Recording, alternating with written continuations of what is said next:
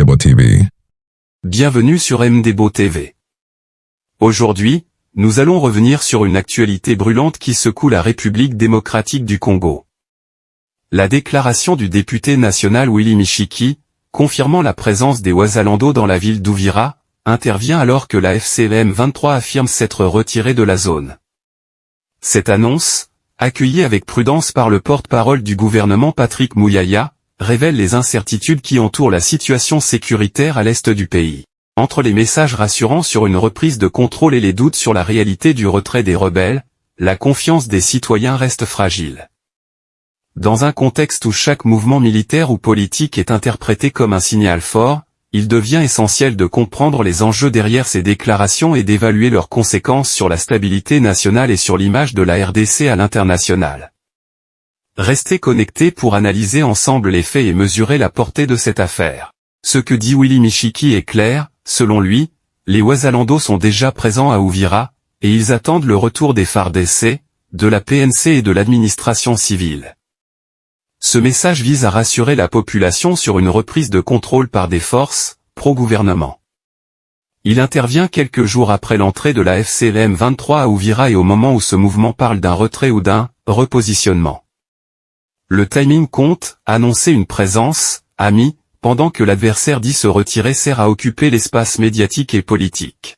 De l'autre côté, le gouvernement, par la voix de Patrick Muyaya, appelle à la prudence.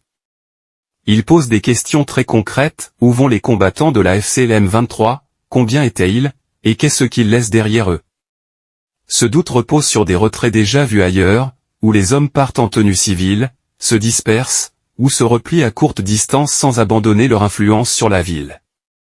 Cette posture officielle veut éviter une annonce trop optimiste, sans vérification sur le terrain. Il existe donc une tension entre deux messages, celui de la reconquête, avancé par les Wazalando et celui de la méfiance, défendu par Kinshasa. Cette tension n'est pas seulement politique, elle a un effet direct sur la population. Si les gens croient que la ville est sécurisée, ils peuvent revenir trop vite, rouvrir des commerces, ou s'organiser sans protection, ce qui les expose en cas de reprise des combats. À l'inverse, un message trop alarmiste peut prolonger la peur, les déplacements et l'arrêt de la vie économique. Pour mesurer la valeur de l'annonce de Michiki, il faut regarder trois éléments concrets. D'abord, la visibilité réelle des Wazalando dans les quartiers, postes, patrouilles, points de contrôle, et coordination avec la police et l'armée. Ensuite, l'état des axes autour d'Uvira, notamment vers Fizi et Makobola, où des affrontements ont été signalés, si ça tire à la périphérie, la ville reste fragile. Enfin, la présence d'une administration minimale, mairie, état civil, justice, capable de reprendre des services, même limités. Sans ces marqueurs, la présence reste surtout médiatique. Le contexte militaire complique tout. La FCLM 23 a pris Uvira sans gros combat selon des sources locales, ce qui suggère une entrée planifiée et rapide. Un retrait, unilatéral, annoncé par les rebelles peut être une tactique, se dégager d'un centre urbain pour éviter la pression internationale, puis garder la main sur les routes, les collines et les points stratégiques. Dans ce cas, la ville peut sembler libérée, alors que la campagne autour reste sous menace. Ce genre de manœuvre a déjà été dénoncé par le porte-parole du gouvernement comme un « trompe-l'œil ». Sur le plan politique, déclarer que « les Wazalando sont à Uvira » renforce l'image d'une réponse nationale et populaire face à la FCLM 23. Les Wazalando eux-mêmes ont récemment structuré leur direction et fixé la reconquête d'Uvira comme objectif central, ce qui explique la volonté de montrer des résultats rapides. Mais plus on affiche une promesse de retour, plus on devra prouver la stabilité concrète, sécurité, justice, approvisionnement, et protection des civils. Sans ces preuves, la promesse peut se retourner contre ceux qui l'ont portée. Pour les habitants, la priorité reste la sécurité physique et la clarté de l'information. Si la FCLM 23 se retire réellement, on doit savoir s'il laisse des mines, des pièges, ou des réseaux, dormants. S'il s'agit d'un simple mouvement de troupes vers d'autres positions proches, le risque de retour ou de harcèlement demeure. C'est pourquoi l'appel à la vigilance du gouvernement ne doit pas être vu comme une contradiction totale, mais comme une demande de vérification indépendante avant d'annoncer une normalisation.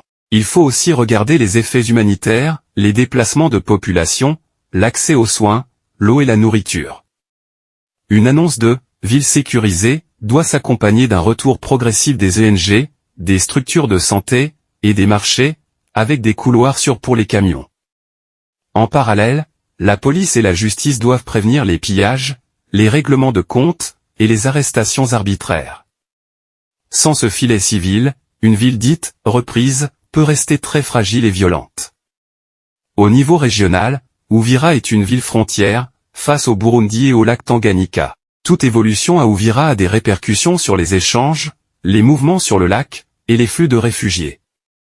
Même si un retrait est annoncé, des navettes discrètes par le lac peuvent servir à repositionner des hommes ou du matériel, ce qui prolonge l'incertitude. C'est un point que les observateurs locaux ont déjà signalé lors des combats aux abords. Que peut-on conclure pour l'instant? L'annonce de Michiki donne un signal fort de présence et de volonté politique des Wazalando à Uvira.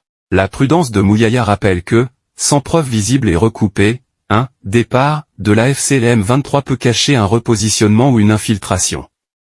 La vérité se jouera dans les jours à venir, à travers des indicateurs simples, patrouilles régulières, réouverture d'écoles et d'hôpitaux, reprise de l'état civil, circulation sans barrages illégaux, absence de tirs nocturnes, et retours encadrés des familles. Tant que ces signes ne sont pas clairs, il faut traiter toute déclaration, optimiste ou alarmiste, avec mesure. En résumé, ce qui est en cause n'est pas seulement qui est dans la ville, mais qui protège vraiment les gens, les routes et l'économie locale. Si les Wazalando et les forces étatiques font équipe et assurent une présence durable, l'annonce se transformera en fait.